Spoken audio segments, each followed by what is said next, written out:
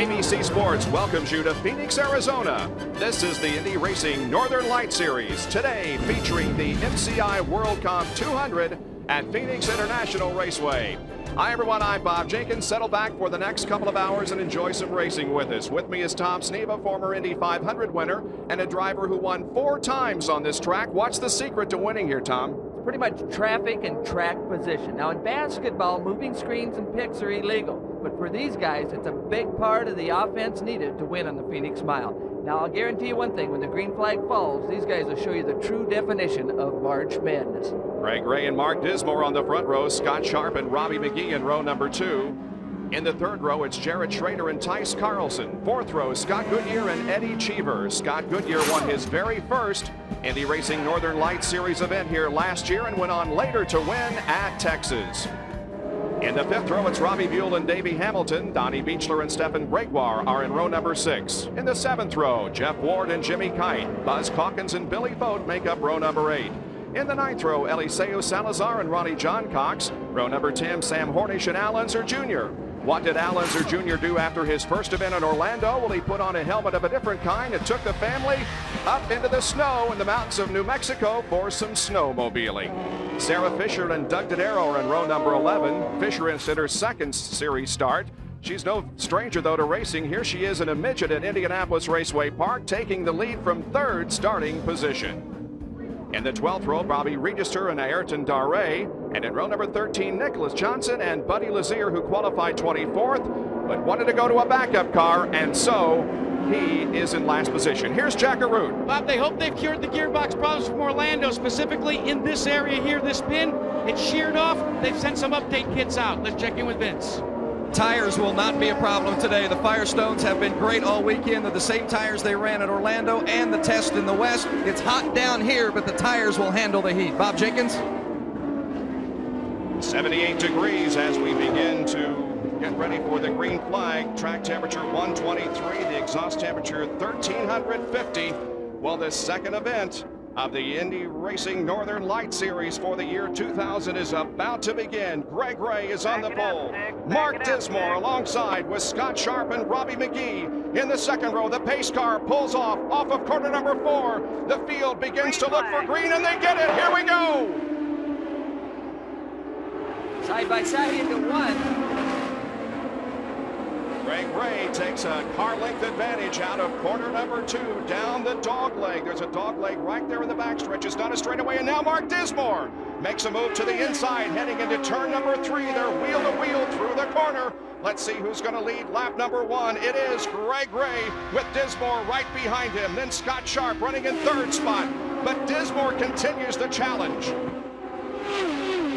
Again, Dismore got underneath him, getting the 3, but it's tough to carry that momentum as the track flattens out. Ray was able to hang on. Greg Ray led 46 laps in the opener at Orlando, and he has the advantage once again here at Phoenix International Raceway. Now the battle becomes a good one for second position. Scott Sharp closing in on his teammate, Mark Dismore, as Greg Ray continues to stretch it out just a little bit. There's the battle for second, Dismore and Scott Sharp. This is inside Dismore, or inside Sharp looking at Dismore. This is looking back now from Dismore to Sharp.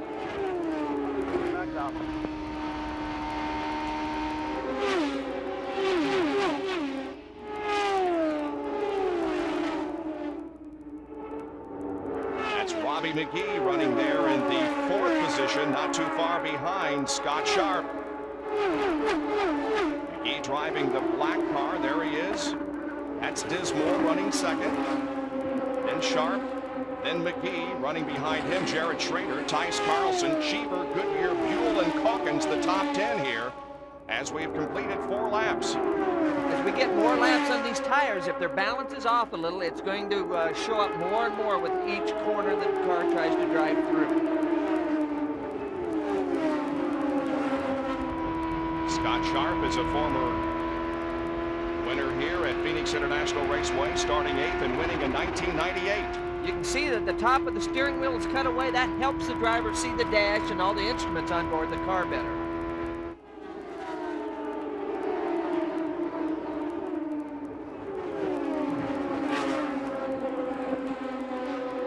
Best battle still on the racetrack is for the second position. Mark Dismore won the season finale last year at Texas, and here is Sharp taking second from Mark Dismore. Made the move at the end of the backstretch going into turn number 3.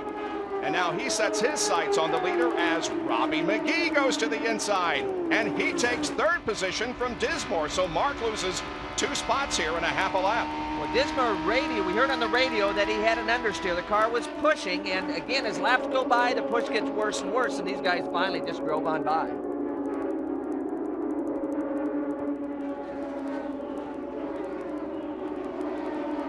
There is the leader, Greg Ray, who has led all the way so far. Buddy Lazier has made some great strides. He started back in the last position and is now running in 17th spot, so a good move. He just simply was not happy with the chassis that he qualified in on Saturday and wanted to go to the backup car, so in order to do that, you have to start last. Now up front, we see Scott Sharp closing in on Greg Ray.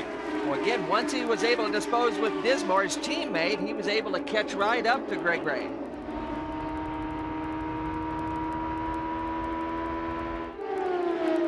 Advantage is about 2 car lengths as they head down into 1 again, and Robbie McGee is also a contender here. He's just a couple of car lengths behind Scott Sharp. That's that black car in the 3rd spot, and he came right with Sharp. They both drove right up to Greg Ray. McGee had a good run in Orlando. He is the Rookie of the Year at the Indianapolis 500 last year. Orlando, he started in 4th position and finished in 10th. Did a half spin early in the race at Orlando, but recovered quickly from it and went on to finish in the top 10. Boy, he got pretty lucky there. He actually threw up the dirt in Orlando and got away with it, but I'm sure that he learned from that, and he's right there now. Greg Ray setting a pace of about 161 miles an hour. Scott Sharp, that last lap, was reported at 160.1, so just about a mile-an-hour difference. But you can see still that the advantage is just a couple of car lengths from by Greg Ray, and now he begins to catch some of the slower traffic.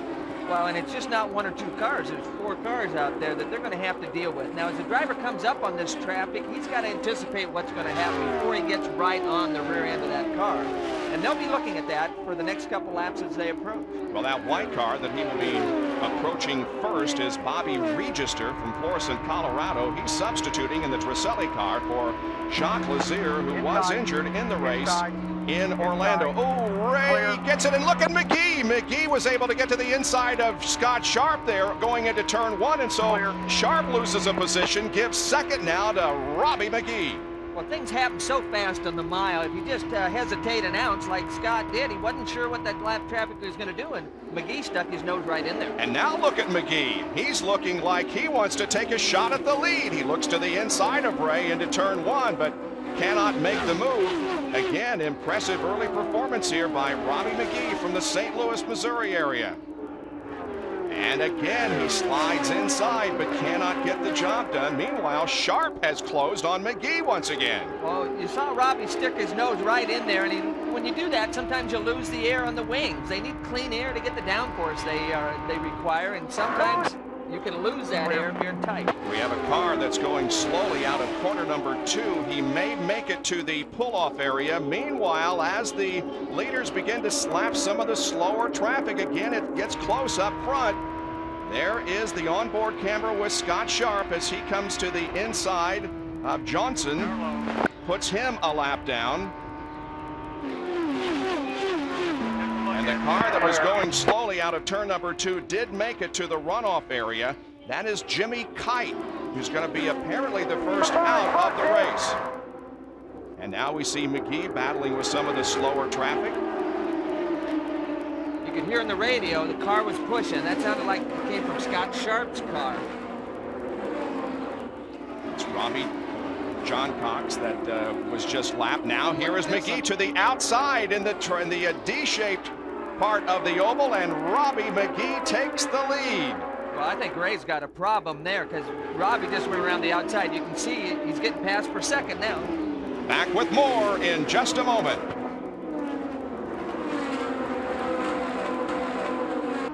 Bob Jenkins, Tom Sneva, Jack Arute, and Vince Welch back at the Phoenix Indy 200. They're the top 5 as Robbie McGee has the lead. Now, Buddy Lazier continues to make great strides. He is up to 12th position. Vince Welch, a good run for him so far. Remember, he started dead last, 26th, after he changed cars, so he's already up 14 positions. The key with this driver and this team is to get Buddy a good handling race car. Speed, not necessarily the key with this Himmelgarn team, but they've got to get Buddy Lazier a good handling car, and that's what they've got right now. He'll make up the spots in traffic because he's one of the best at driving through traffic. One of 2 Riley and Scott chassis in the field, the other driven by Sarah Fisher. She, by the way, has gone a lap down. Well, Greg Ray led the early going, but Jack Arute, he's back to 3rd now. And Tom Sneva, you talked about those moving picks in racing. Well, that's exactly what got the best of Greg Ray. They were not quite happy with the handling of the car when he came up into race traffic. The actual balance of the car really went away severely. They said, just back off, let the guys go by, collect ourselves, and get it back together and go after him again.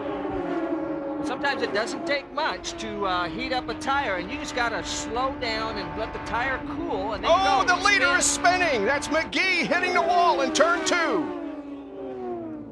Our onboard camera was riding with the 2nd place Scott Sharp, and we saw McGee lose control in turn 2 and whack the outside wall at the exit of that corner. Well, again, Sharp was coming up behind him, but he shouldn't have been close enough to disturb the air on McGee's car, and he just shot sideways.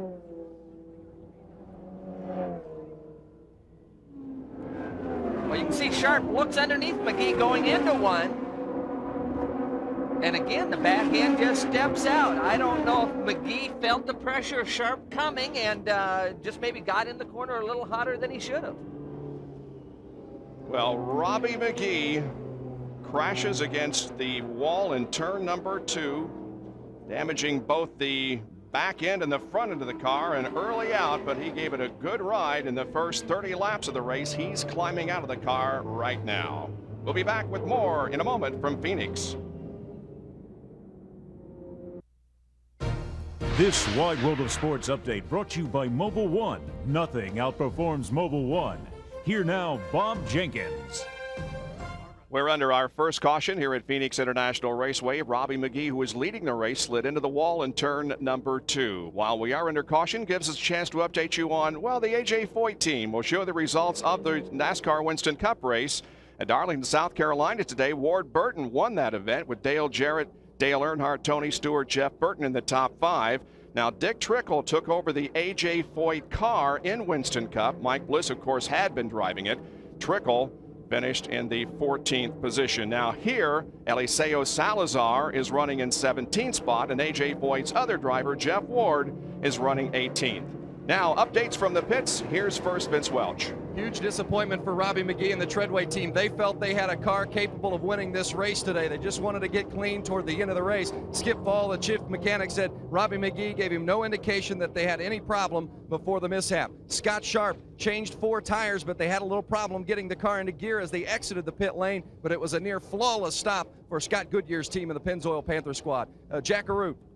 Vince, let's tell you a little bit about Greg Ray. We told you the problem he was having in traffic. They cured it by putting 2 turns into the front wing. What they're trying to do is stop some of the push condition where the nose wants to go to the wall. In the meantime, some radio reports and conversation between Derek Walker and his driver, Sarah Fisher. They weren't sure if they made contact, but they weren't all that positive, and they said, we'll discuss it some more. Guys? So we're still under caution. We will have green flag racing when we return. We'll return with more of the Indy Phoenix 200 after this message and a word from our ABC stations. In one more lap, we'll be getting the green flag and resume our competition. Eddie Cheever is the leader of the race. Next Sunday, the NHL on ABC continues. Some of you will see the New York Rangers face off against the Detroit Red Wings. Check your local listings for other regional action. That's next Sunday live at 1 Eastern, 10 a.m. Pacific on ABC, home of the Stanley Cup. Now, Sarah Fisher is right behind the leader, between the leader Eddie Cheever and second place Billy Boat. She is, however, a lap down in 19th position. She did not pit, Jack Arute. No, she did not. And the conversation between she and Derek Walker is kind of like listening to an air traffic controller to a pilot. Very calm, very deliberate. And In fact, Sarah is taking such good care of the car, Tom Sneva, that he was concerned about the tire temperatures and the pressures going down. Here we go. The green flag waves, and Cheever gets a good jump. Now that's Sam Hornish coming to the inside of Fisher, and he's in second position. Quickly, Scott Sharp moves to third, passing Billy Boat. Now Cheever, Hornish, and Boat did not pit during that caution period. And here comes Scott Sharp up behind and to the left of Sarah Fisher to put her back in another spot. So Fisher is a lap down in 19th spot right now. And you know, that caution was really helpful to Al Unser Jr. Before we had the crash, he was the next car that would have gone a lap down, but because of the caution and the pit stops, he's up into 15th position right now. Well, he struggled all weekend. I'm surprised. I thought he'd be a little stronger in the race, but they don't have it quite yet. Here's Greg Ray and Scott Goodyear as they run in the 6th and 7th position. 8th is the red car driven by Jarrett Schrader. And Schrader, the rookie, doing a great job. We're on board the defending champion of this race, Scott Goodyear, running back in the 7th position in the Pennzoil Panther car. Again, we heard him on his pit stop. Well, there's the radio. Anyway, he's happy with the car, but he says they need to finally adjust it, finally tune the thing on the pit stops that come from here on out. Schrader right behind Scott Goodyear. We've completed 42 laps of the Phoenix Indy 200 at Phoenix International Raceway. Eddie Cheever has the advantage over Sam Hornish, Scott Sharp, Billy Boat, and Mark Dismore. One caution has slowed the proceedings so far. Robbie McGee, who led 11 laps and was in the lead at the time, lost control over in turn number 2 and banged the wall. He is okay. And Scott Goodyear took a look to the inside of Greg Ray there for that 6th position, but could not make the move. And one of the situations that's unfolding with Greg Ray is Thomas Knapp, as crew chief, guys, does not think that the pace is slow enough. He is another crash. This one up in turn number 4. Buzz Calkins, the 12 car. Heavy traffic, all got underneath Buzz. Good job of driving by a lot of cars who were right behind Buzz when he went in, and it's only a single car crash. Well, that's in turn 3. That's a real fast part of the racetracks, and he hit pretty hard. So you can see Buzz looks like he doesn't feel perfect right now. May have gotten his bell rung just a little bit. We hope that he is okay. This was his 4th start here at Phoenix. His best finish was 6th in his initial start here back in 1996.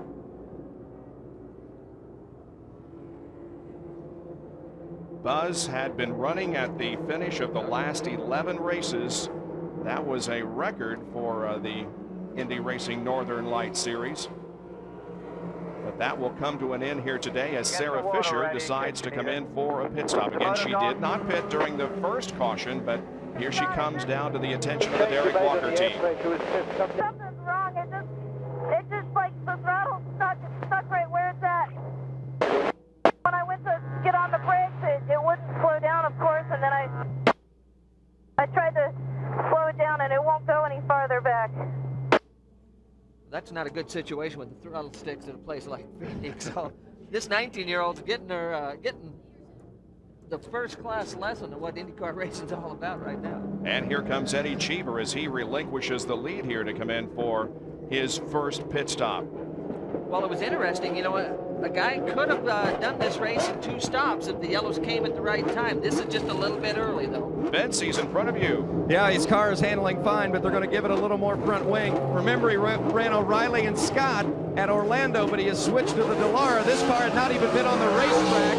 This car had not even been on the racetrack until it got here to Orlando, and they are very happy with the way it has run so far. You might have noticed they sprayed water on the fuel inlet as they pulled the refueler out of the car, and that's just to ensure that they don't get any fire, any heat that would cause any kind of fire to begin. Eddie Cheever was born here in Phoenix, Arizona. His family moved to Italy when he was 4 years of age, but considers this his home in the United States. Not only a new chassis for Eddie, but a new sponsor. Excited home on the side pods of that car. Under caution because of Buzz Calkins' accident. More after this. Back at Phoenix, where we remained under caution because of the Buzz Calkins accident. He is in the ambulance, and we will give you an update whenever we can on his condition. Well, Scott Sharp is leader of the race right now. We all, of course, think ahead to the Indianapolis 500 coming up not too long from now. Scott Sharp will be among the top contenders when they wave the green for that race.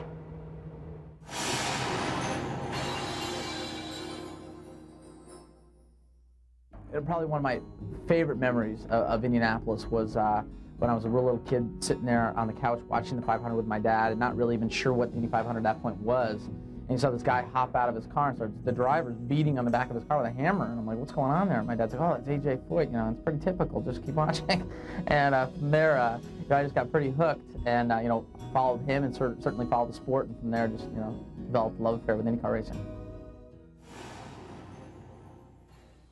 Scott Sharp and all of us look forward to the Indianapolis 500 here on ABC May the 28th. Things not going well for Sarah Fisher, Jack. But she is going to troop on, guys. They discovered what the problem was a small bolt that connects the butterflies and opens and closes them. And what happened was they repaired it. They said, Sarah, do you want to go back out and log some laps? She said, let's go. So they've made a couple of adjustments, and now she's going to go to school, guys.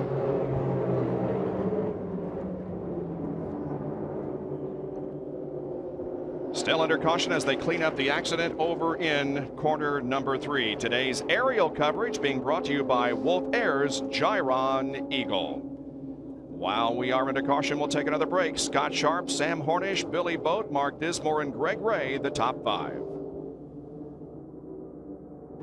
Scott Sharp leads here at Phoenix under caution, but up to second position after starting 16th is Billy Boat. He, however, has not made a pit stop yet. No, it was interesting. On the first yellow, it looked like 3 or 4 of the guys, including Eddie Cheever, were looking to maybe try a 2-stop race. But again, about 10 laps later, we have another yellow. 2 or 3 of those guys gave up on the 2-stop strategy, but Billy Boat sticking to the guns. They're going to try to do this thing in 2 pit stops. Sam Hornish was in second position. He now is back in 15th. And speaking of Sam, we want to say hi again, as we did yesterday on ESPN2 in our qualifying coverage. Hi to Sam Schmidt, who continues, we understand, to make good strides at the Rehabilitation Hospital in St. Louis. Sam, we're thinking of you. We are very, very anxious to see you back here at the racetrack soon, and all of our prayers and hopes are with you. We'll join the LPGA's hottest player, Kari Webb, as she takes on defending champion Dottie Pepper, as some of the top women in golf go at it at the Nabisco Championship, the first major on the LPGA Tour, live at 4:30 Eastern, 1:30 Pacific on ABC. There is Jeff Ward on board camera. He's running 12th, Jack. Well, we're getting to hear to Robbie McGee, because he's just been released from the hospital. Hey, Robbie. What happened? It's just a big shame for the Energizer team. Treadway Racing's given me a great car, for this race all week, and we were very confident. Unfortunately, I don't know what happened. I went through turn 2, a little.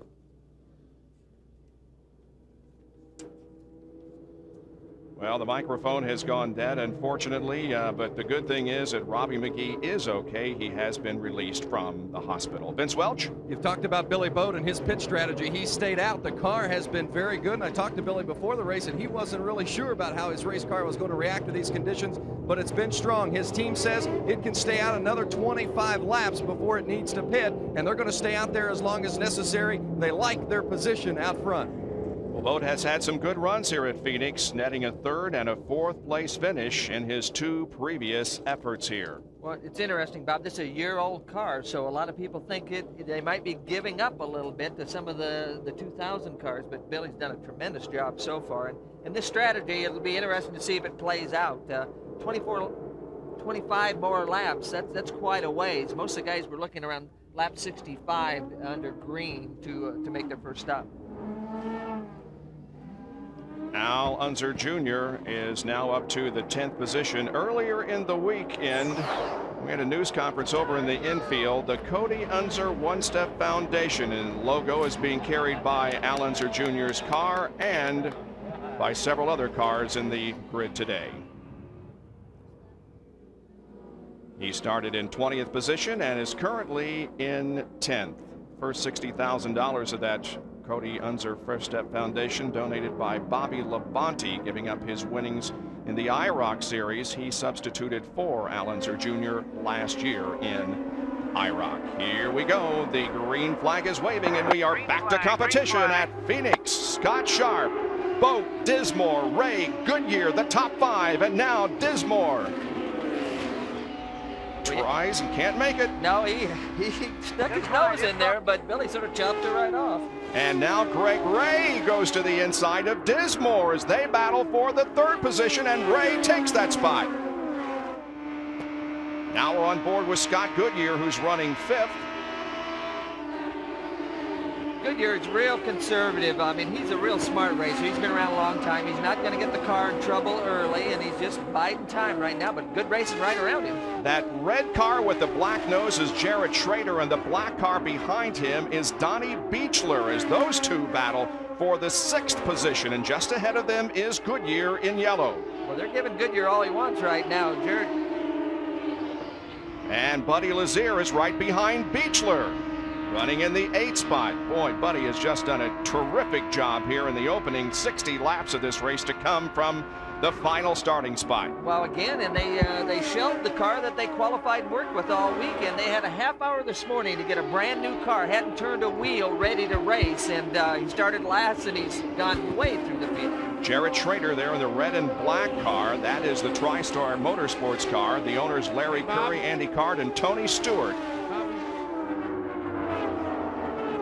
He's doing a fine job running up in 6th position at the moment. He started from 5th spot. The career best start for him. This is his 5th race in the Indy Racing Northern Light Series. Well, again, it's just so hard to pass here, Bob. You know, you can drive up behind a guy, but you got to be quite a bit quicker than another guy to get by here at the Phoenix Mile, unless you get to a traffic situation and can use one of those moving picks or screens we talked about. Last lap at 164.5 for the leader. Back here where we're watching Jared Schrader's last lap, 161.4. Again, if he can get by Goodyear, he'll probably go a little quicker, but he just hasn't been able to get by at this point. Here is Scott Goodyear completing the 64th lap of this race. 17 cars currently on the lead lap. Scott Sharp, who is the leader right now, has led the most laps to this point. Greg Ray has led 18, Eddie Cheever 13, and Robbie McGee led 11 laps before he crashed over in turn number 2. So again, it's Goodyear, Schrader right behind him. I talked to Larry Curry, the chief mechanic on that car, team manager, and they're using a shorter wheelbase and a wider track car than some of the guys out here today. He thought in race condition this would be a better setup. They gave up a little on qualifying, but they felt that using the shorter wheelbase, putting more weight, static weight on the front of the car would be better for the long runs. Vince, pretty impressive performance by this driver from Vineland, New Jersey. Absolutely, the rookie has been terrific, and just to add to what Tom said, the car has been terrific as well. They've added tire and fuels, but they have not touched the setup of the race car at all. As you said, Tom, Larry Curry set this thing up, and it is running like a fine-tuned machine, and Jared Schrader's driving it pretty well also. He sure is. Now there is Buddy Lazier in the Delta Fawcett sponsored car for Himmelgarn Racing.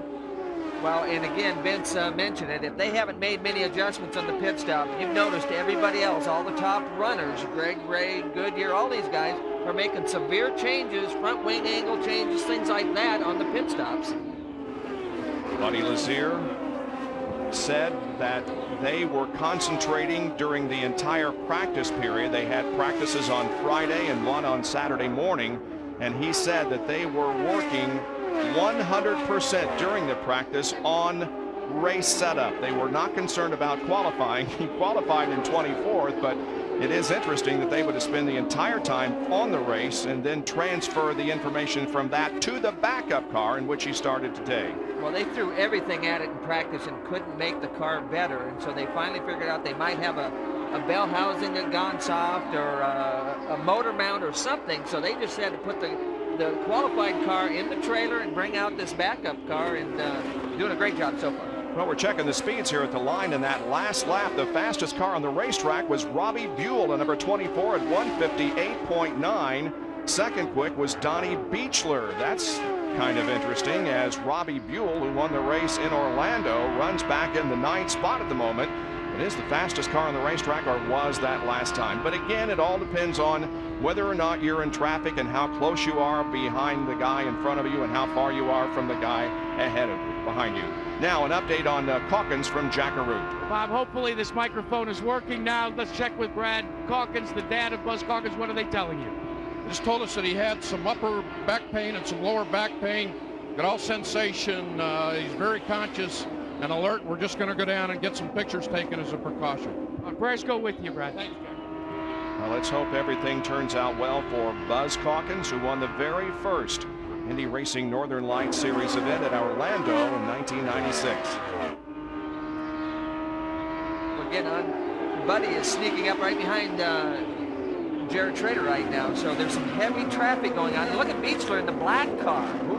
Now you can see he lost the front end when he got up tight, and Buell gets right underneath Beechler. So there's some great racing going on right in this pack of cars. They really are. Everybody's getting bunched up here. Al Unser Jr. is in this mix too, as he is right behind the Donnie Beechler car. Here comes Lazier. Now they're putting a lap on the 17 car of Nicholas Johnson, and that's kind of bunched everybody up here. There goes Al Unser Jr. to the inside of Nick.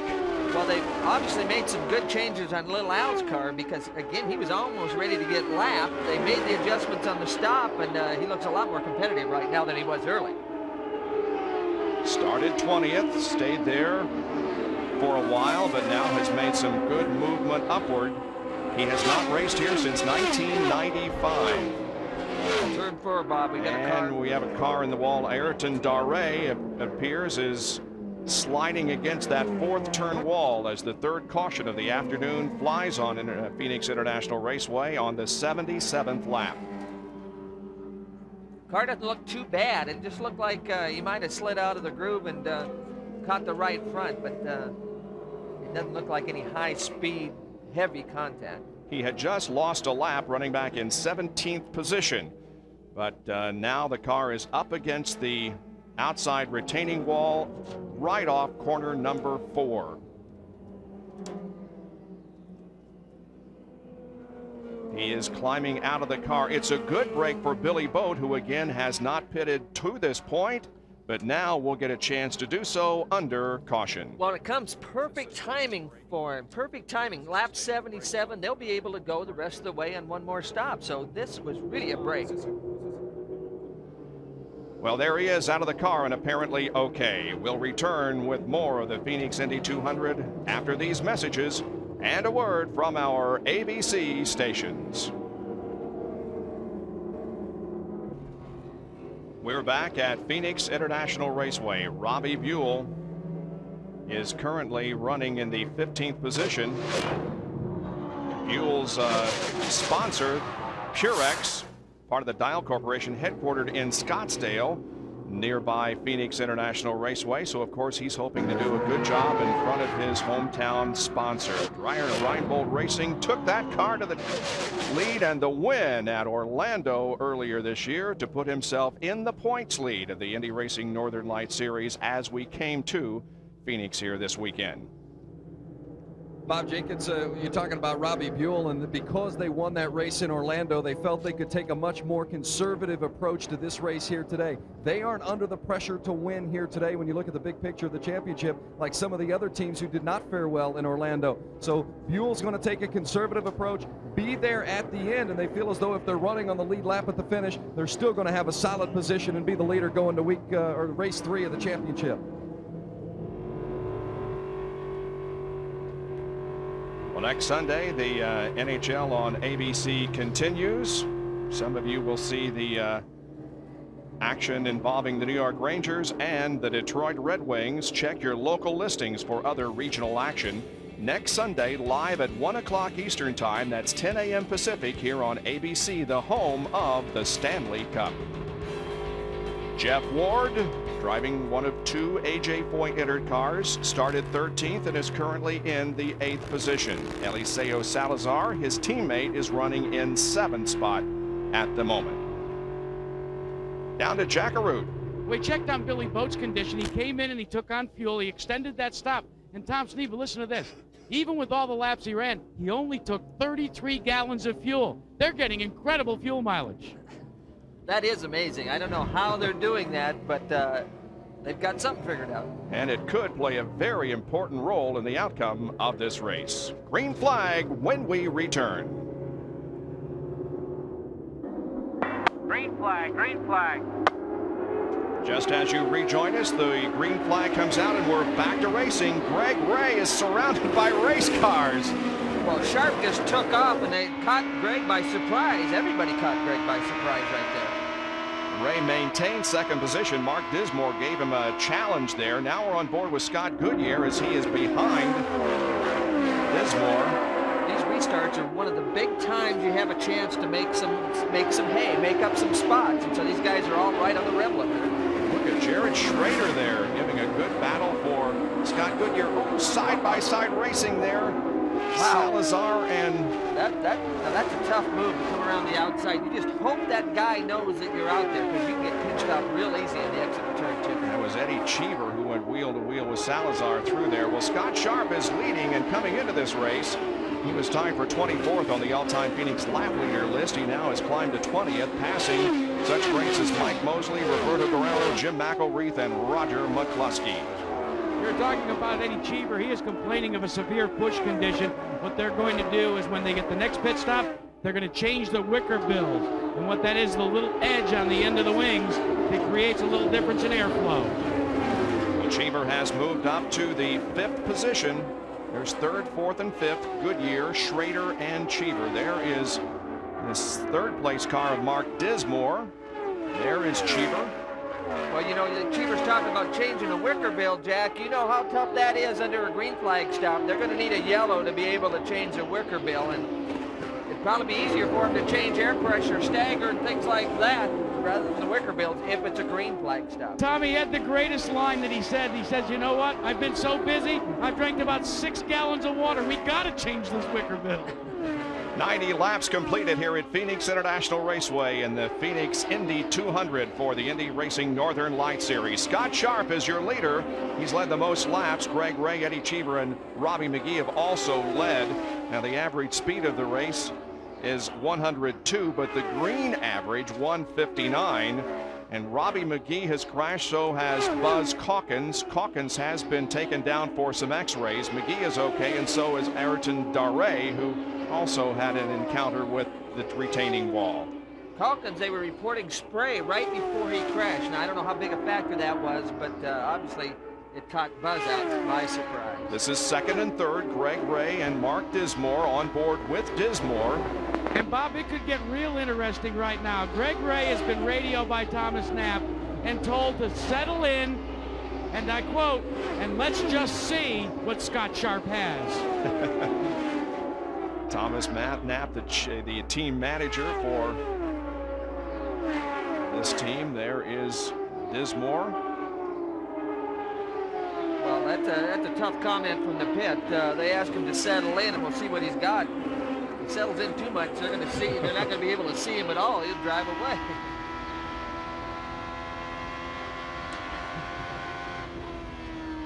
Look how quickly you close in on the slower traffic. That's what's amazing here. That's why you got to always be on your toes here. Things pop up so quick that there's no time to relax. That was Davey Hamilton that he went to the inside and passed. Hamilton is back in 19th position, some 6 laps down. Davey, that's a new car this weekend, no testing, so it's a tough situation for Davey. Actually, he was more happy with this qualifying than he thought he would be. But Tom, look for big things from Davey Hamilton in the future because he's been reunited on that team with his old friend and engineer, John King, from the A.J. Foyt days. Now, how about this for a camera angle? I think we are the very first to put a camera in this location that's right in front of the left rear tire on the side pan, and it'll pan also. Well, they put it right in front of the left rear tire because the engineers felt that's a dirty air area anyway, and the camera wouldn't upset any of the airflow around the car. But what a great shot here. That's Scott Goodyear continuing to run in the 4th position.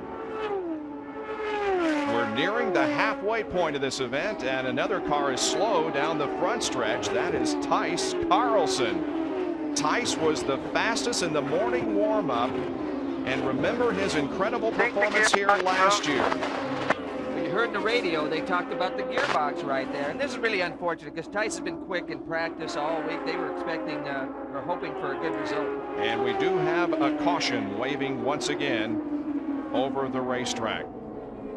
Carlson last year started this race in the 9th position and worked his way up to 2nd, was eliminated in a crash and finished 23rd, but certainly that finishing position is not an indication of how well Tice Carlson ran last year here.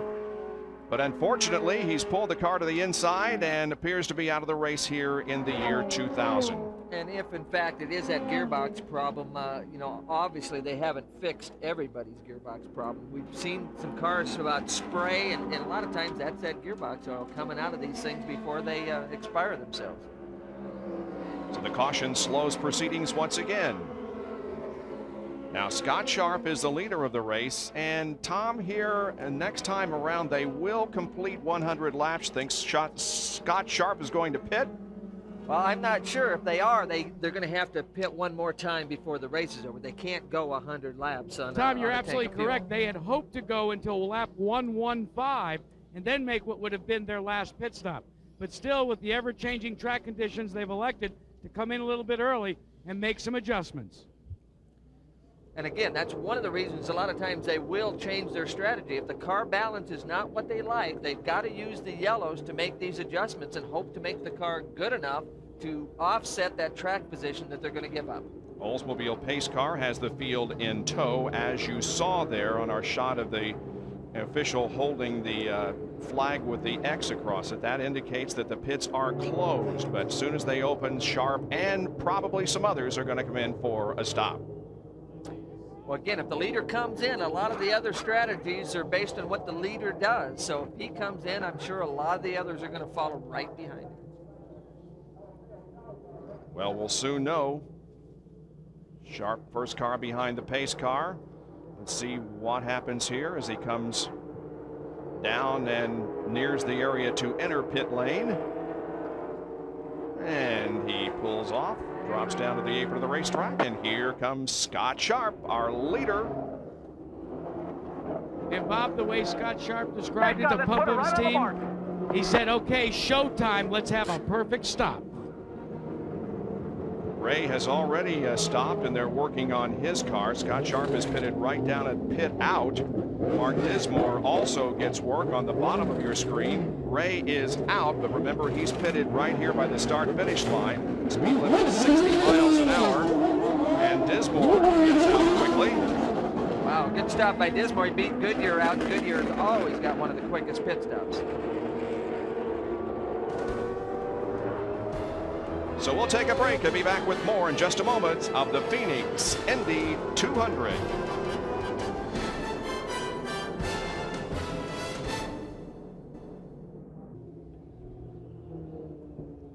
Back at Phoenix International Raceway, we ran one lap under green and had another crash, and this one involves two cars. Brings out our fifth caution of the day. Greg Ray involved, and so is Bobby Register. You can see Register's car up there at the top of your screen, the white car. Here's what happened. See if maybe they touched wheels. Maybe they did. There is Register, and a back-end blow suffered by Greg Ray. Here's another angle. Well, you can see Register sideways. They both turned sideways. Now, I can't tell if they touched each other there, but this was right after a restart, so I'm not sure if they got together or if there was fluid on the racetrack. Greg Ray crashed here during the test in the West, crashed very hard, as a matter of fact, in the fourth turn area. He was not injured, and now here he is, having crashed again here on the 108th lap of the race. Vince? With John Menard, team owner for Greg Ray, did you get an indication from Greg what happened after the accident? Well, apparently a car in front of him spun. He tried to go around him on the outside, and obviously that wasn't quite the thing to do. So you're communicating with Greg over the headset. What conditions the racetrack in, and have you guys had to adjust to the different rubber that's been on the tire throughout the day, or the track throughout the day? Well, really the rubber hasn't been giving us as big a problem as probably the heat, and we have made very minor adjustments to the car, and the car was doing, you know, reasonably well. We had a little push, but we were doing okay. It was just one of those racing accidents you get into sometimes. Another tough luck finish. Your team, after 3 straight 21st place finishes last year, stormed back to win the championship. Now you're in another situation where you've had back-to-back tough finishes. Well, nobody said it's going to be easy, you know, and I hope last year repeats itself, at least as far as we're getting through the hard part of the season for us anyway, so see what happens. Maybe it'll make that comeback more exciting. John Menard, team owner for Greg Ray. Greg Ray, the defending Indy Racing Northern Lights Series champion. You see that he did get out of the car and is walking away. Stefan Gregoire is the leader of the race. Running in second spot now is Al Unser Jr. Well, we've been talking about the Indianapolis 500 coming up, and we asked several drivers what their most fond memory of that place was. I don't think it'll be a surprise to hear what Al Unser Jr. had to say.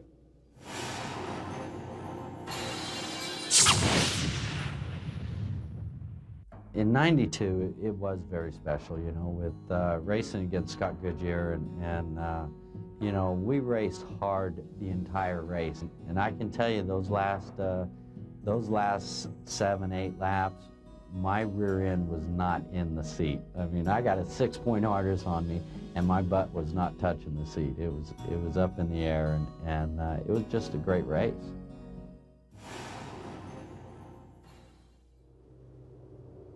That it was. A great race, and we look forward to another one on May the 28th. The Indianapolis 500 will return with more of the Phoenix Indy 200 after these messages and a word from our ABC stations. This Wide World of Sports update brought to you by Mobile One. Nothing outperforms Mobile One. Here now, Bob Jenkins. 111 laps completed. Stefan Gregoire, the leader here at Phoenix. Al Unser Jr. running second. Let's give you a quick recap of what has happened so far in this 200-lap event here at Phoenix International Raceway. On the 19th lap of the race, Robbie McGee drives to the outside of Greg Ray and takes the advantage. But then on lap number 30, McGee running by himself crashes against the second turn wall. He is okay. Lap number 45, Buzz Calkins with heavy rear end impact into the third turn wall. He's still being checked over. This was the most recent crash. That is Greg Ray against the fourth turn wall. He is okay, and we are back to competition here at PIR.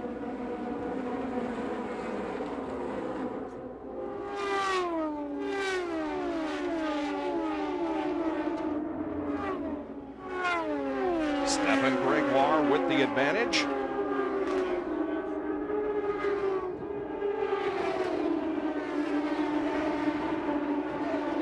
Sharp on the inside, looking to the inside of Buddy Lazier, but couldn't make it happen.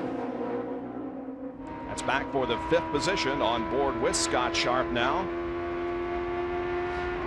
There are 14 cars on the lead lap still, including Robbie Buell, but he is about a half a lap behind the leaders of the race. There's Lazier and Scott Sharp down the straightaway once again.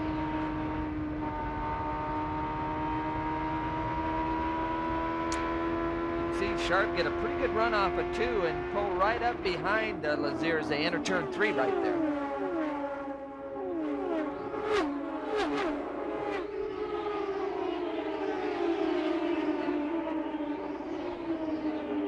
Scott Sharp has led the most laps here this afternoon, 59 on 2 different occasions, but right now is battling for that 5th position with Buddy Lazier. Jack has an update from pit lane. Jack? Well, right now, Scott Sharp is very concerned about teams that may not have to stop anymore. Had a candid and very animated discussion during that caution. When they did the calculations, the team Kelly, Scott Sharp entry, feels they don't have enough fuel, but they are so close by 1 lap. Watch for Robbie Buell, however. He pitted just before the drop of the green flag. John O'Gara and Mitch Davis are rolling the dice. They say we'll work our way through as people pull onto pit road. The problem with Buell, though, Jack, is that he didn't get back out in up to speed by the time the green flag dropped, so he's not that far from being lapped. So he'll have to have the speed to maintain that lead lap at this point. That is right. He is not too far ahead of the leader. Now we understand that Tice Carlson, who brought out a caution when he pulled off the racetrack, is back in competition. You know, guys, one of the things I'm very surprised about, we talked at the top of the show about concerns about gearboxes. Thus far, it seems like the update kits that were distributed have done the job. Yeah, it obviously wasn't a gearbox problem for Tice, like we indicated the radio report said. Well, Lazier now has his sights on Billy Boat, who is running up there in the 4th spot. You can see separated by just a couple of car lengths. And Mark Dismore is slowing down off corner number 2. Dismore running in the 10th position, but off of number 2, the car very slow down the backstretch. Now there's a pull-off area that he is nearing. We hope that he can make it so it won't bring out a caution, and he does. We don't see any warnings on the telemetry here. He's down in the middle of 3 and 4, and it doesn't look like he's going to get there. Well, he didn't use the cutoff area. He has elected instead to stay down on the apron of the racetrack and make it back to pit lane. Meanwhile, the action out on the racetrack. Let's update you on Mark Dismore. There's a conundrum going on pit road because their telemetry does not show any problems, but Dismore radioed in and says the car just won't go anymore. He is trying to limp to pit road so that they can check it with the computer. I can imagine what Dismore is telling him to do with those computers, right? Well, there's Greg Waugh, the leader of the race, followed by Al Unser Jr. and then Donnie Beechler. Stephen Greg Waugh came here once again with high hopes of winning the pole position. He was among the fastest in the practice. However, they had a fuel pickup problem in the Saturday morning practice session just before qualifying, and they had to put 20 gallons of fuel in that car instead of the normal 7, and that of course gives added weight to the car, and it caused him to once again miss out on a possible pole position. But he's looked good here in the race, and he is currently in the lead over Al Unser Jr. Well, the race has really come to him. Now you can see 5 or 10 car lengths in front is Robbie Buell. Again, he didn't get back up to speed in that restart, but he's been able to maintain that spacing. But nobody is really giving Greg Waugh any kind of challenge right now. Robbie Buell is running in the 13th position. The final car on the lead lap, Ronnie John Cox, at the bottom of your screen, has completed a pit stop and pulls back out onto the racetrack. Al Unser Jr. running in the 2nd position. And Vince is with Greg Ray. Well, Greg, after a disappointing finish at Walt Disney World and then to get caught up in something here, what happened? Well, it's kind of like deja vu. We've had the same thing happen the last 2 years in a row at Orlando, and now same thing here.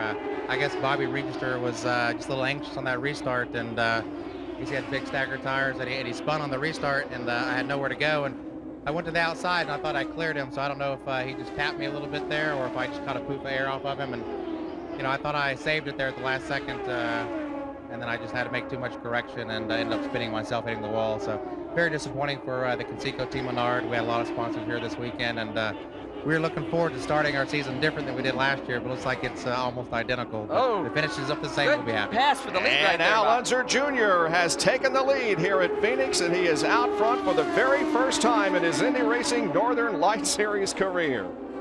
Last race Al Unser Jr. led here was back in 1994 when he led 5 laps and eventually finished in 2nd spot. Well, what a tremendous effort. That car was not very happy at the beginning of this race, but that crew worked on it, and the driver's got to communicate with the crew to let them know what to change and how much to go to get a car that's that far off back in the hunt. He competed here 13 times prior to coming to the Indy Racing Northern Light Series. He says his best memory here at Phoenix was finishing 2nd to his dad in 1985. And there is Robbie Buell now, and again, he is just that far from going a lap down as Al Unser Jr. goes to the inside of Davey Hamilton, who's having a real struggle here this afternoon, now 9 laps down. Well, little Al slowly catching Buell, so you know, this is a seasoned veteran at work. That car, after a few laps in the tires, Al's able to get more out of the car than some of these other guys. And you would think that, again, he was one of those who worked on the race setup during the practice session. He didn't qualify all that well. and as a matter of fact was the next to the slowest in the final practice, the warm-up that was held earlier today. So he was obviously working on race setup, knows how to drive through traffic, and that of course is one of the key points of winning here at Phoenix. So Al Unser Jr., Stephen Gregoire, Donnie Beechler, Buddy Lazier, and Billy Bode are the top 5 after 133 of 200 laps.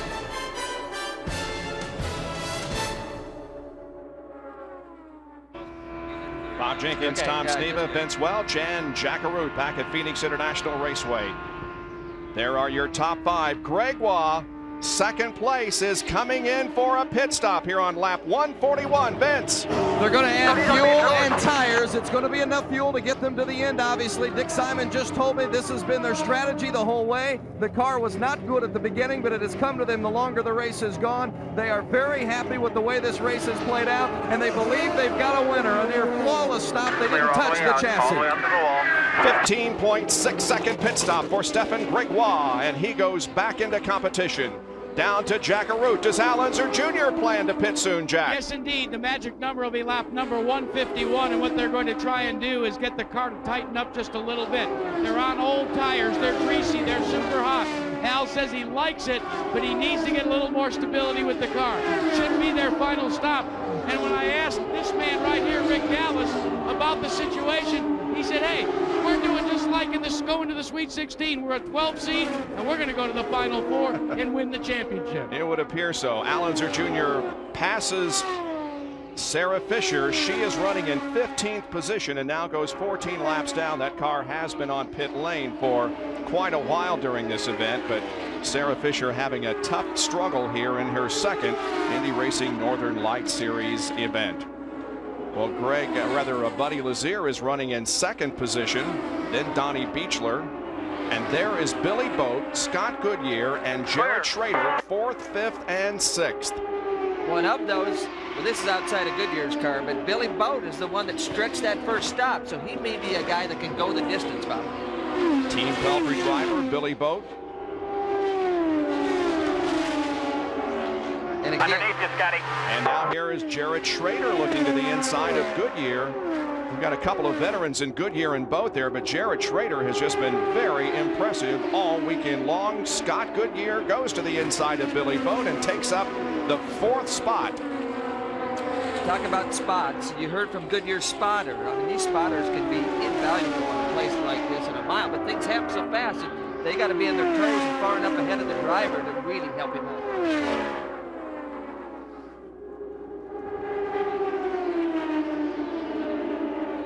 Good racing back there. I mean, there's just tremendous racing going on around the racetrack for all these positions. Well, it's National Hockey Night tonight on ESPN, a battle of two teams fighting for the last two spots in a tight Eastern Conference playoff race, Pittsburgh and New York. 8 o'clock Eastern Time, 5 Pacific. ESPN and ABC now the exclusive networks for all NHL action. Well, that was Sharp trying to get around the outside of Eddie Cheever in turn 3. That's a vast area, and Sharp had to be real careful. Eliseo Salazar there in the shot also. He's running in the 10th position. There's Al Unser Jr.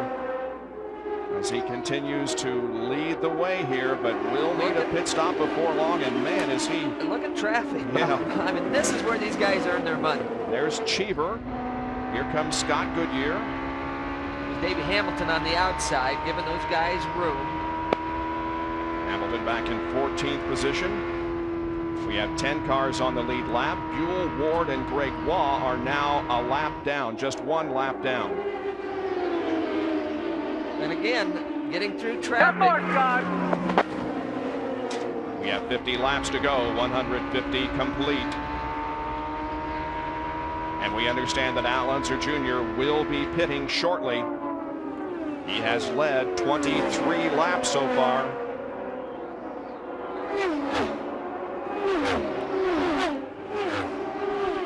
That's Eliseo Salazar, and here is Al Unser Jr. on pit road. 60-mile-an-hour speed limit down there.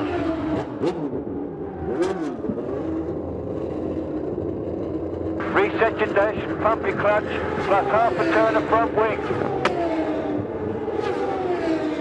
So So they do make a chassis adjustment. Trouble in the right rear. Trouble in the right rear. What's the speed limit? 15.3 second pit stop for Al Unser Jr. with a bit of a bobble on the right rear. Still a good pit stop for the Gallus crew. And we have a spin. That is Sam Hornish. And I'm not sure, yeah, looks like he has made contact with the wall, but it doesn't appear to be a serious situation. But this is not what Al Jr. and this team wanted to see. They just let out an awful disappointment because this caution just throws everything wide open for his competition. Does put him a lap down on the field. Unfortunately, just bad timing for Al Unser Jr. Well, it's a big part of racing. You do what you have to do, but they stretched it as far as they could. They had to come in, and boy, just at the wrong time, Sam Hornish Jr. has a problem. Now, Robbie Buell did get back on the lead lap, however. Here's the spin, and again, Hornish, oh yeah, he definitely did have impact. Well, very similar to Robbie McGee's thing. In turn two, the car stepped out, but he was in a little bit of traffic right there. He has stepped out of the car and is walking away from it. So we assume that Sam Hornish is in good condition. But it brings out our 6th caution of the afternoon. We will pit as soon as the pit's open. It would help if you called it for me. I can't see if the pits are open when I'm coming around. So you can tell me pits are open or something. Tell me code blue or anything you want to say. That's Buddy Lazier's radio we're listening to, and the pits are closed right now. Buddy Lazier has been suffering from a stomach virus for about 3 weeks. He came back to this Phoenix International Raceway somewhat recovered, but it's been a long battle for Buddy Lazier. And right now he's got the biggest battle of his life, guys, because he's come from last to first. And now it's all up to his crew. Very interesting here, Jack, in these pit boxes, because Buddy Lazier is in one spot, and immediately behind his pit box is the pit box of Donnie Beechler. And right now those cars are running 1 and 2, so we'll get an opportunity to see which crew gets their driver out quickest. The other thing, Vince, that's real fascinating is Buddy Lazier has concrete on part of his pit box. And as you know, Donnie Beechler has all asphalt. Different types of grip, especially when you drop the hammer after the stop. Here they go. Lazier, the first to peel off and hit his pit box. The crew goes to work. Again, it might be a time stop at this thing. They might not feel that full car full of fuel because, again, they only have 45 laps to go. Beechler getting service also. Under a caution here at Phoenix International Raceway. 7 different leaders, an all-time record at PIR.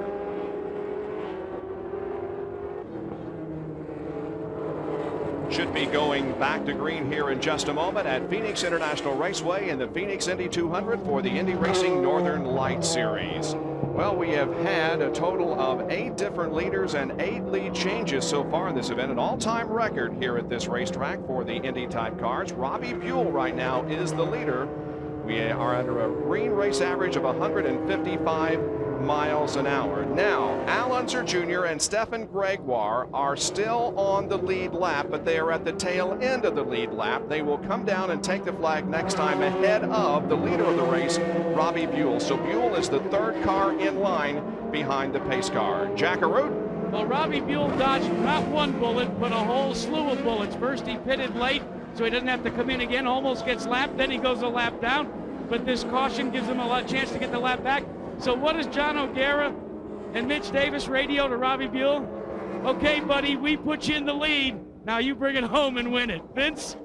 These guys finished 1-2 at Disney. Robbie Buell was the winner. Buddy Lazier was second. That's where Lazier is running now. Keep in mind, he started dead last. He was on the outside of row 13, 26th, and he's made his room all the way up to second. Here we go, green. The green is out on lap 161, and we're back to competition. Scott Goodyear looking for second place to try to pass Buddy Lazier. Couldn't get the job done, but now they're at full speed. Scotty, watch your mirrors. Well, good traffic, good racing on these restarts. A guy's got to be on the top of his game when that green flag goes down. And a car up in the wall. Up in the gray. I don't know if he hit the wall. That was Cheever. I thought he was scraping against the wall, but he didn't actually hit it. Man, a great job by Eddie Cheever, but something is wrong with the car. And also, there is Jared Schrader as his afternoon comes to an end. That's a shame for that young rookie. Well, we think Cheever might have a tire going down, might have started this thing. The yellow has come out for debris on the race course. Buddy Lazier has taken the lead from Robbie Buell in all the confusion. Actually, Buell has dropped back to third spot. Lazier and Goodyear were both able to get by Robbie Buell. And there is Cheever with the flat tire. But the IRL has a rule where he can come into the pits even though the pits are closed. If they just change the one tire that is down, they won't receive a penalty. Well, that tire problem might have happened from contact with Jared Schrader, so we're not sure, but that looks like those two might have got together. And they're going to just change that flat left rear tire and send him back out and wait for the pits to open. The rear wing is broken on Jared Schrader's car. He also is on pit road. There goes Eddie Cheever. Well, back with more of the Phoenix Indy 200 in a moment. Back at Phoenix International Raceway under caution because of two cars touching. Cheever and Schrader right there. That sent Schrader up toward the wall, flattened his tire, and broke the front wing on Jared Schrader's car, Vince. Yeah, and look at the damage that it did to the front right side of the wing of Jared Schrader's car. You can see it just tore it all apart. They've taken the wing and the nose off, obviously, and they've replaced it with the front nose cone of a Tice Carlson backup. So the car is going to look a little different, but Schrader is at least back on the track. But what a heartbreaking end of the race for Jared Schrader. It was a great race for Jared, but unfortunately ends. Here is the leader, Buddy Lazier. Second place is Scott Goodyear. Now Robbie Buell made a pit stop. Beechler is third, followed by Salazar and Sharp. Then both Unser, Gregoire, and Buell. Buell came in for some fresh tires. He's ready to go for the final 32 laps of this race. Lazier opening up some space between himself and Scott Goodyear, running in second spot. There have been three drivers who have started last and won here at Phoenix International Raceway, as Lazier is right now. Back in '74, Mike Mosley did it. Back in '87, Roberto Guerrero did it. And a guy named Tom Sneva did it in 1980. Remember that? Well, I sure do. And we talked about gearbox problems. That thing, our car was stuck in high gear that whole race. So a one-gear gearbox, that's hard to do. On board with Scott Sharp. Donnie Beechler in the black car right behind Goodyear. Daryl Soppy is crew chief on that car these days with Donnie Beechler. Well, Daryl with the Penske team for a long time, with Mario Andretti for a lot of years. Daryl, a lot of experience, and Donnie Beechler was real happy to have that addition to this team. In fact, I passed Daryl in the pits on the way up to the booth right before the race. He had the degree wheel on the front wing, anticipating the car pushing, and he asked me, how many degrees do I go? I said, you know it's going to be hotter. Advice from an expert. Donnie Beechler from Springfield, Illinois.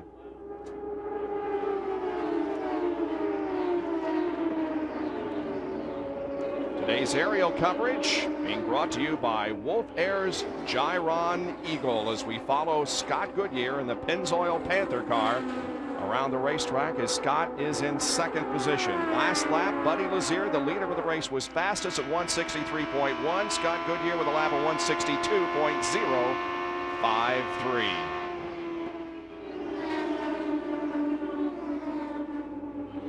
Billy Boat and Al Unser Jr., 6th and 7th. Well, this race has got to give Al Unser Jr. some renewed enthusiasm. Didn't have a good outing in Orlando, but he has performed very well here this afternoon, leading 22 laps of the race, and he's closing in on quickly on the 6th place car of Boat. Well, poor little Al, he's been backing up through the pack 2 or 3 times now, so he's had a pretty good workout on this day at Phoenix. And just behind Al Unser Jr. is Robbie Buell, the winner at Orlando, running in the 8th spot. An update again on Sarah Fisher. She's running back in the 13th position, 14 laps down after spending many laps in the pits for repair. And Robbie Buell takes a look to the inside of Al Unser Jr. Cannot make the pass, however. Well, but they're looking at this traffic right in front of them, trying to size them up, anticipate what to do when they get there before they actually get to them. And now Unser looks to the outside of Billy Boat. That car that they're trying to get around, the red car, is a number 30 machine of Ronnie John Cox. doing a good job. He stayed out of trouble and ran pretty good race all day long in the Jonathan Bird's cafeteria. Yep. So he'll be able to go to the front of the line at the cafeteria this week. Well, one gets him to the inside and the other to the outside as they come off corner number 4. John Cock keeps the car on the low line.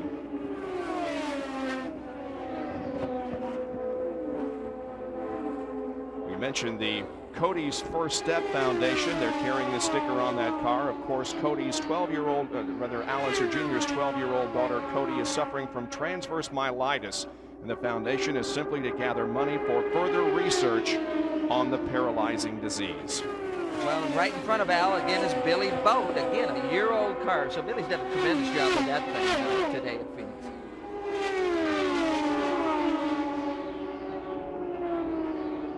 About 1.4 seconds behind the leader. Now we move up to the battle for the 4th position. That's Eliseo Salazar on the left of your screen and Scott Sharp on the right side. Well, again, Scott was, you know, real quick early in the race, but his car actually had gone loose in one segment. So I don't know if they're still fighting that battle or not, but not nearly as quick as he was earlier.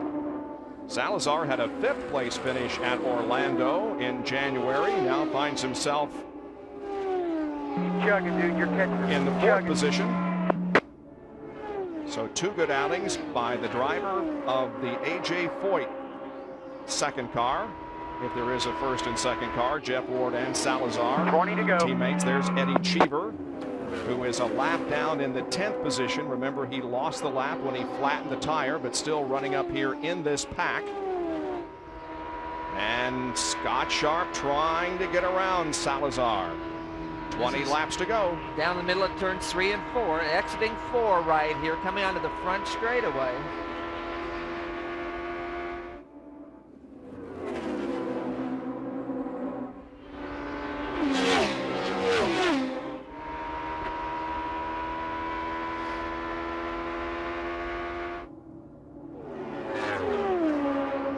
Less than 20 laps to go in this contest at Phoenix International Raceway. Battle continues between Salazar and Sharp for 4th. Let's check in with our pit guys. First, Vince Welch. Buddy Lazier is the leader. Remember, he started from the back of the pack. Ron Himmelgarn, the team owner, just told me it's Buddy's race car. We've done all we can for him, but the car is perfect, and it's up to Buddy to bring it home. We'll see if he can hold off Scott Goodyear. Jack Arute? Well, Vince, when Scott Goodyear is out by himself without a lot of heavy traffic, he's actually turning laps a little bit faster than the leader. It's the traffic that has bogged him down. Checked with his crew, and he said if we can break out of the box of the race traffic, we think we can reel him in like a trout in a cold stream. Scott Goodyear, twice a winner in the Indy Racing Northern Lights Series, here last year and at Texas. Buddy Lazier is going for his first win since July of 1997. That's Jeff Ward between Scott Goodyear and the leader Lazier. Ward is 4 laps down in 11th position. On board now with Scott. 16. Laps being counted down. Donnie Beechler and Eliseo Salazar in a good battle here for the 3rd spot. Salazar looking to take that position away. We'll try it on the high side down through the dog leg. Nope, can't do it. Beechler does a nice job holding him off. Beechler got in there pretty hot and almost got out of the groove, but was able to keep it in there.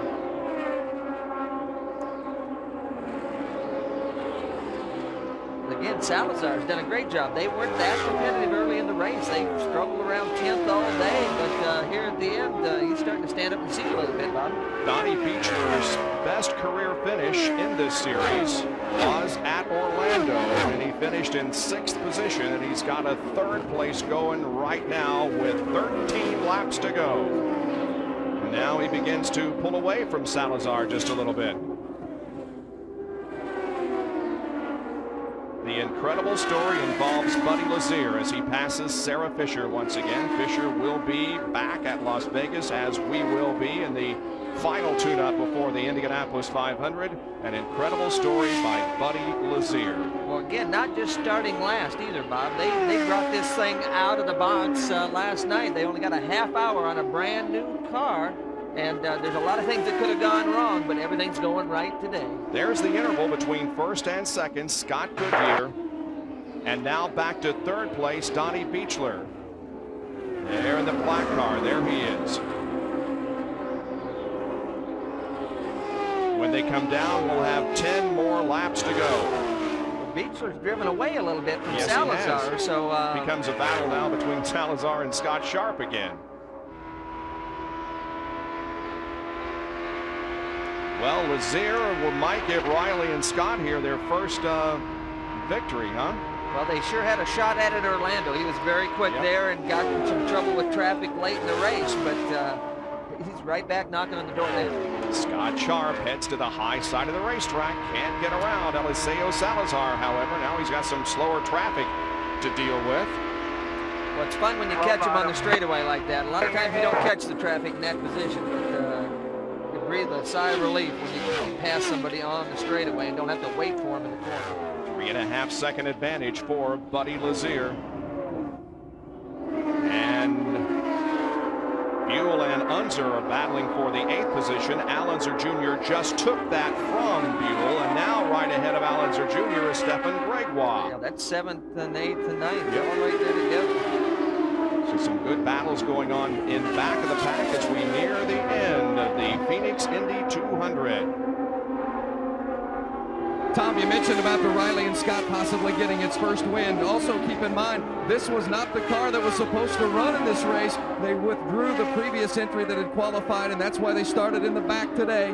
This car had never been on the racetrack until today. In fact, they were just finishing putting the decals on it late this morning and early this afternoon. I mean, what a way to debut for this car, the Riley and Scott with a winner possibly. Well, no kidding. They really struggled with their other car before they withdrew it. They threw everything at it and couldn't figure out what was wrong with it. So they figured, we just got to, abort this situation. Here's Buell closing right in on Al Unser Jr. trying to get this position going into turn 1, and Al Unser Jr. holds him off. That's the battle for the 8th position. Again, heavy traffic here, so this will be interesting. They've got their hands full. I think the Lowndes car looks like it's getting a little bit loose, so it's going to have his attention and his heartbeat revved up. That's Gregoire. He'll go inside of Sarah Fisher. Meanwhile, Robbie Buell goes inside of Unser and gets it. Pretty good little move right there by Robbie. Robbie Buell goes to 8th spot. Al Unser Jr. back to 9th. And again, it just shows how competitive this series is. Little Al's leading the race, gets a bad break on a yellow flag situation right after his pit stop, and now he's struggled for the 8th and 9th spot where he was leading comfortably just a few laps ago. Well, Buddy Lazier is leading comfortably with less than 3 laps to go. That's why we're showing you these good battles on the racetrack. Buddy Lazier used to race desert bikes outside of Phoenix, Arizona. Has himself in the lead here in the Phoenix Indy 200. He'll come down and complete lap number 198. We've got 2 more laps to go for Buddy Lazier. Just an incredible afternoon from this driver from Vail, Colorado. Well, you listen to anybody and they say Buddy drives him about as hard as anybody out there right now, and done a tremendous job today. Here he is coming down for the white flag. 1 more mile to go for Buddy Lazier, and he may have his 3rd win. His wife, Kara's watching. Off of corner number 2, they come so close to that outside wall, coming off corner number 2, through the dog leg, into turns number 3 and 4.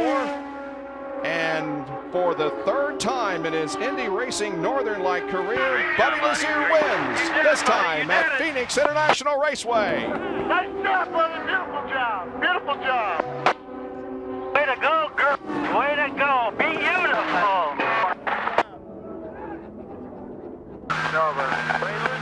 They want you to stop on the start-finish line out on start-finish line on the track. From last to first, Buddy Lazier does it and takes the lead in the Northern Lights Series point standings. Well, it doesn't get much better than that, Bob. I don't care what you say. That was unbelievable. He will come down to the start-finish line. We hope to get a quick word with him. ABC Sports is online at ESPN.com, part of Go Network. We have to leave the air here very quickly. We'll go down to Jackaroo. Well, Buddy Lazier, congratulations. A long time coming. Yes, it was. Thank you so much. My guys did an awesome job. We never driven this car before today. We rolled it out of the truck and the guys put it together. Just an awesome performance from my team. Really want to thank them.